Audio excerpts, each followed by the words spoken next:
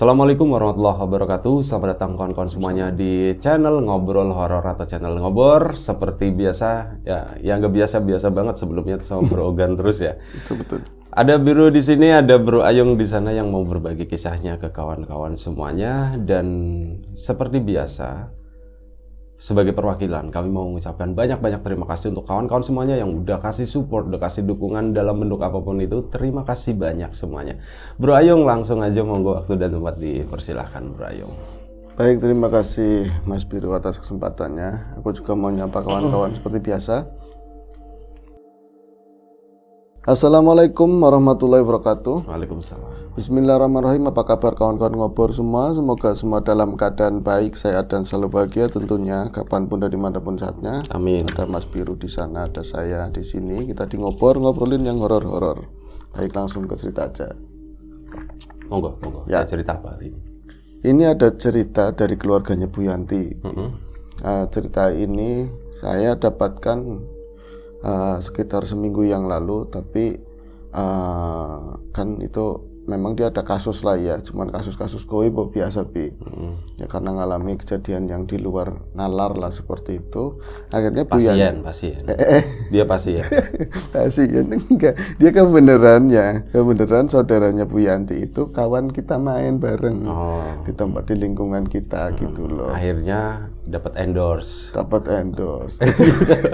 Jadi enggak seperti itu. Hasilnya Bro Ayung. Iya, Terus gimana Bro Ayung gimana? Ya, kisahnya seperti ini. Memang ya tadinya awalnya dari pihak keluarganya Bu Yanti nggak ngaku bahwa Bu Yanti itu sedang mempunyai masalah keluarga yang sangat berat begitu ya. Ya tentu di levelnya Bu Yanti kita juga nggak bisa itu beratnya itu kayak orang lain itu sama apa enggak. Yang pasti itu kan dari putrinya ya, sebut saja namanya Ana. Ana akhirnya kita ajak ngobrol. Jadi waktu itu ibu ya juga saya Mas sama kata si Mbak Ana, saya itu ya juga ikut pusing, gimana tidak. Keluarga itu yang masalah ekonomi, keuangan itu semua sama ibu. Saya kerja juga baru buat beli bedak saya aja paling, sama buat ongkos-ongkosan lah. Sementara ada kakak-kakak saya yang seharusnya menyokong ibu, justru mereka itu ngerong-ngerong semuanya, dua-duanya, abang-abang saya. Kalau yang masih sendiri masih lumrah lah, mungkin pemuda, bujang, nganggur-ngangguran. Lah yang udah punya istri juga sama kayak gitu. Ditambah lagi, ya ini sih, tolong nanti samarkan namanya semua. Oke, bapak saya juga di luar itu, dia di luar sama ibu, ada orang lain. Perempuan lain maksudnya. Akhirnya itu jadi beban pikiran ibu, disimpan lama, terutama masalahnya bapak. Saya nggak pernah ngerti. Kalau kakak-kakak kan tiap hari saya lihat, itu aja udah bisa bikin puyeng ibu lah, udah bikin puyeng banget. Sementara hari-hari ibu cuman jualan sarapan loh. Tapi untungnya di Jakarta kan orangnya lumayan banyak nggak kayak di sini. Dan di sini juga banyak kalau di depan sih ya. Akhirnya sering kepikiran, dan setelah sekitar 2 bulan yang lalu ibu itu sering ngomong sama saya, entah itu keceplosan atau apa, aku ya kalau lagi sendirian masak itu mulai jam 2 pagi kadang ya terus kalau misalnya dia itu metikin kangkung atau segala macam mempersiapkan buat masak besok itu bisa sampai jam 11, tidur paling 3 jam, paling lama 4 jam gitu. Aku sering dengar suara-suara yang nggak enak. Suara apa Bu? Ya enggak tahu, yang jelas di luar rumah pating gelatak gitu loh. Nah, memang ada Ethernet, tapi itu di atas Ethernet kan tentu ada genteng. Semacam kayak genteng itu ada yang lewat, cuman beban berat ya. Beban berat bukan kucing maksudnya. Itu kayak ada tapakan yang langkah, tapi hati-hati banget, kerak.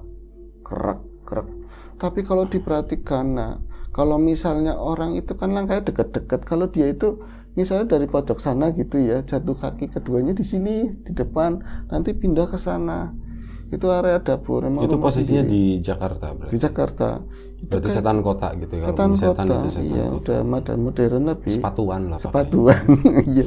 Iya betul. Itu krek. Kalau setan desa masih nyeker, nggak bunyi biasanya. Ya paling bebannya aja. Ini sluk-sluk pating lah runtuh. Kalau itu kan bunyi krek.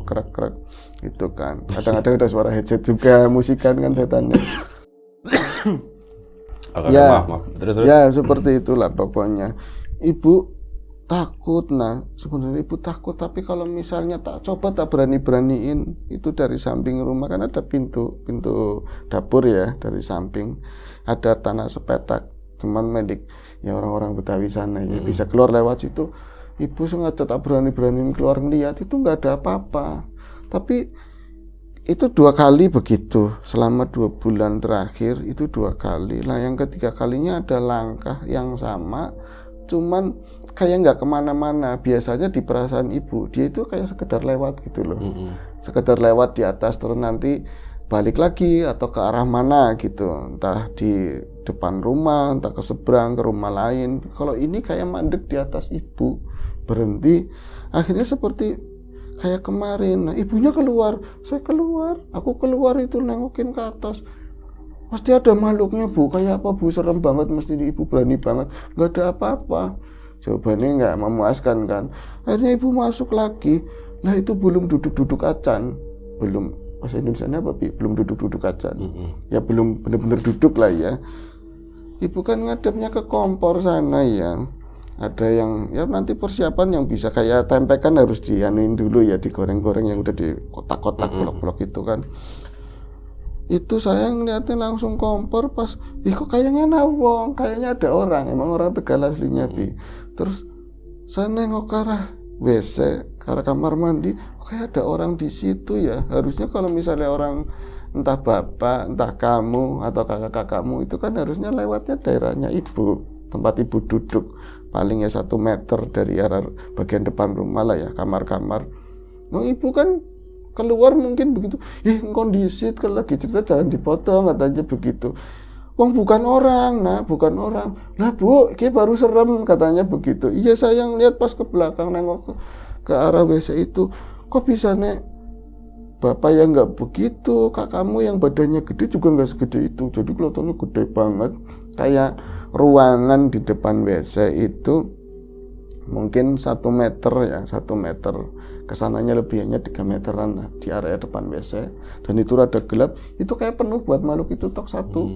Pun dia nggak berdiri, semacamnya jongkok begini lebih, mata rada nunduk kayak ada eternitnya, itu gede banget. Terus ini makhluk apa? Ibu cuman astagfirullahaladzim, ini apa? Kon siapa? Masih ngomongnya masih pakai Tegal. Nggak tahu saya tanya ngerti apa enggak ya. Emang apaan sih gitu sepatu, ya? gitu. Pakai sepatu lagi. Bentuknya macam apa bu? Cuman hitam semuanya. Nggak kelihatan apakah itu kulitnya atau bulunya, nggak tahu. Ternyata itu bagian belakangnya, tunggir. Ternyata bagian punggung. Iya. Akhirnya dia kayak kesesekan begini ya. Tek atret. Itu yang kelihatan sama ibu. Itu cuman gelap, mata kayak persekian detik gelap, mata 2 itu merah. Terus habis itu dia itu kayak jadi kabut gitu loh, kabut hitam itu naik kayak semacam ada lubangnya kotak-kotak itu loh, ke situ, keluar ke situ. Ya Allah, kok bisa kayak gitu ya. Nah tadi si ibu itu menyangkanya ada kiriman karena dia usaha, ada paket bener, ada kiriman, ada paket ya, sama dengan ada paket ya bu, malam-malam bu, katanya anak. Enggak, dia enggak ngomong kayak gitu. Iya ya bu ya, saya juga ngerasa begitu. Lu kamu ngerasa apa? Saya kalau ngerasanya kalau lagi mandi ada yang ngintipin. Itu siapa? Anaknya. Itu kan kamar mandi tadi ada lubang-lubangin tadi ya. Cuman posisinya kalau misalnya kamar mandi sekatnya nggak pol sampai atas.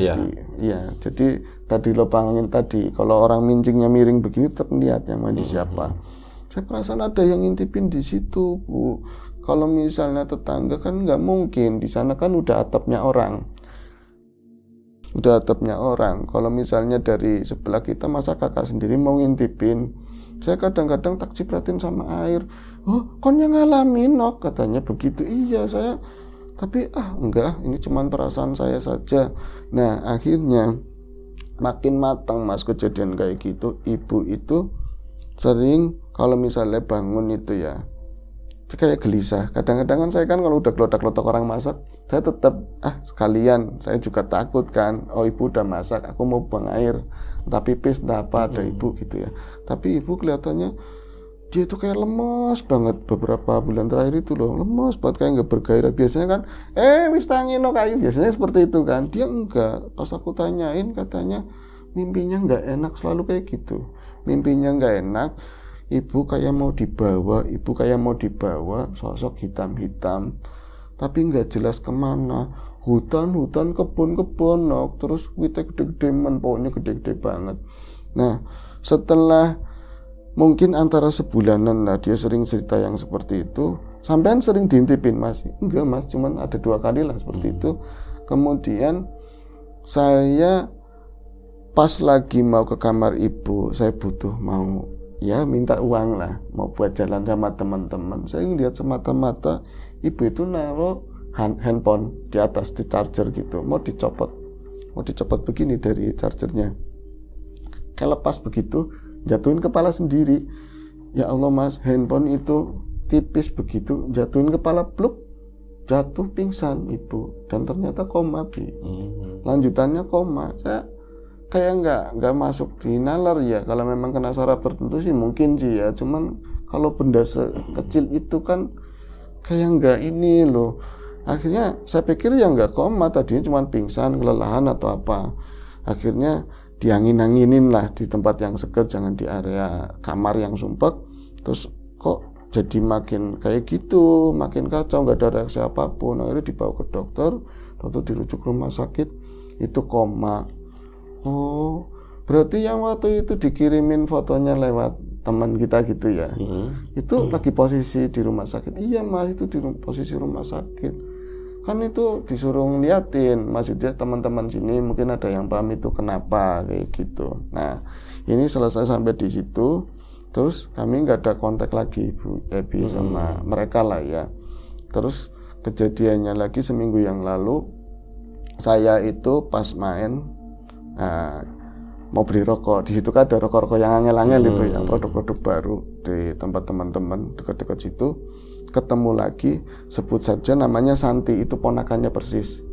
Nah itu dia itu lagi sama Mbak Musdalifah. Dulu beberapa kali kan ada ya Mbak Musdalifah.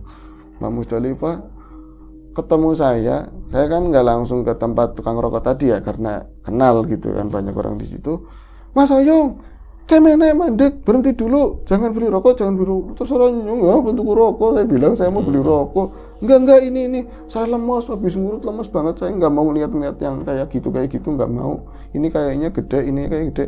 Apalagi saya bilang, itu si Santi langsung dik jalan ke arah saya. Mas dileng lagi ya, itu fotonya ibu tadi.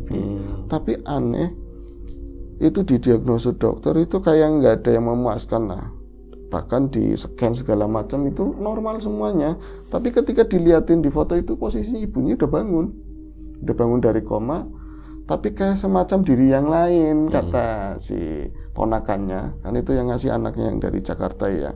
Jadi saya lihat di fotonya itu, ibu itu kayak posisinya maaf ya, kayak orang autis modelnya. Jadi nggak gini, modelnya nggak enak modelnya kayak gitu nggak enak. Mas itu kenapa?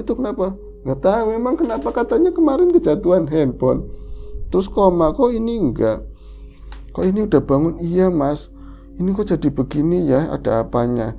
Lah saya itu nunjuk adanya Musdalifah, dulu namanya siapa itu ya, bernama samaran. Saya cuma salah-salah, ada hubungannya sama bocah itu, tanyain aja dia ngerti, saya bilang kayak gitu. Nah ternyata tanpa disadari, dan saya ngomong asal-asalan, adanya Musdalifah itu pernah kerja sama beliau sama si ibu siapa ya, Yanti ya. Nah itu pernah kerja sama beliau, dan dia itu dulu kalau misalnya di area dapur sering merasakan hal yang sama kayak ibu Yanti tadi. Jadi ada suara-suara di atas genteng segala macam lah itu. Bahkan karena dia matanya kadang-kadang bisa ngelihat, itu ternyata biasanya nggak ngelihat gitu. Nggak bisa. Oh iya. Maksudnya ngelihat yang nggak kelihatan. Angel ya, ngelihat yang nggak kelihatan. Di luar penglihatan umum kayak gitu ya. Dia itu kadang-kadang kan tertarik di jam 2, jam 3, daripada saya digangguin, ya, artinya Musdalifah ya. Itu dia keluar, itu posisinya ada di pohon, dan di situ ada pohon mangga gede banget posisinya, dan makhluknya yang digambarin sama adanya Musdalifah sama kayak yang dilihat ibu itu, versi yang ceritanya Mbak Ana yang awal itu loh. Jadi bisa dibilang kalau orang-orang umum ya namanya genderuwo, sosok kayak gitu, dan dia itu biasanya seneng godain perempuan. Dari cerita-cerita yang udah-udah lah biasanya seperti itu. Dan kue pelakunya pada mas, kan itu adanya Musdalifah ngomong itu pelakunya pada mas, ya nggak tahu, kamu itu rasain sendiri. Mau itu orang banyak posisinya bis hujan kemarin-kemarin itu loh ya. Dan sore mungkin 4:30 adanya Musdalifah langsung nunjuk, gue mas ngarepe kon mas, kawan manggilnya udah nggak mas lagi karena udah di luar ini kendalinya dia. Itu mas, jadi diceritain makhluknya langsung ada itu mas ngarepe kon mas.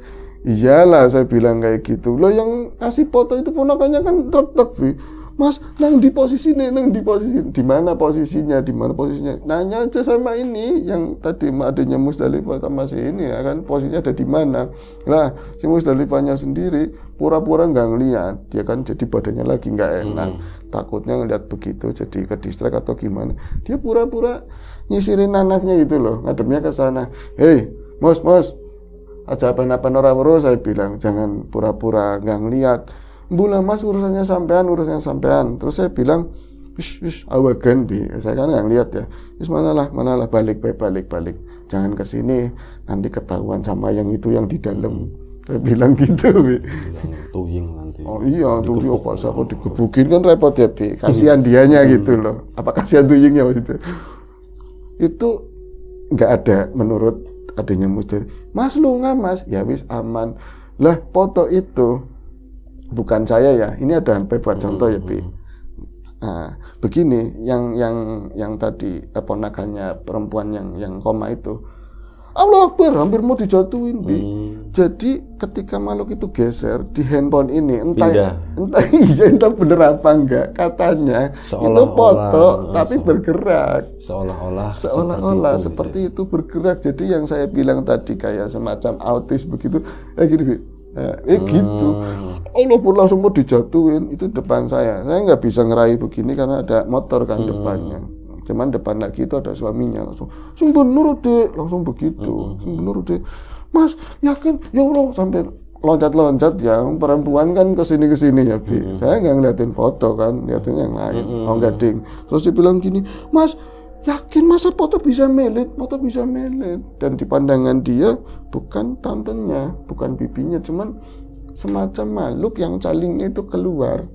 Jadi bagian kepala itu kan pakai hijab, tapi kesininya emang hitam, dan dia itu meret begitu loh, seolah-olah begitu. HP-nya digituin padahal HP sendiri. Akhirnya itu gimana ya? Wis kan, akhirnya saya sore itu beli rokok. Nanti wis kalau kumpul sama teman-teman, tolongin mas, kasihan. Posisinya di mana ibu itu? Masih di rumah sakit. Jadi kalau di Jakarta masih di rumah sakit. Akhirnya ya wis nanti kalau kumpul aja. Nilai kan hujan terus, ya malam kalau hujan yang lain pada nguli juga kan dingin capek. Akhirnya semalam baru bisa ketemu. Semalam persis saya ketemu sama teman-teman. Terus kita ngopi di tempatnya Mas Tommy di sana. Terus ada saya, ada Mas Wandu, ya teman-teman lah ngumpul di sana. Nah, kayak enaknya apa ya? Katanya seperti itu, kata Wandu. Enaknya apa? Ini kata Tommy begitu, diurusin. Nah, kalau kamu mau ngomong nih, mau teleponan sekarang sama ibu itu. Ternyata ibu itu yang tadinya kemarin berarti ya masih posisinya kayak orang autis, sekarang udah bisa ngomong. Udah bisa, sudah sembuh mas, waduh, katanya sembuh apanya, coba diajak ngomong. Itu posisinya lenjeh banget jadi kayak diri yang lain.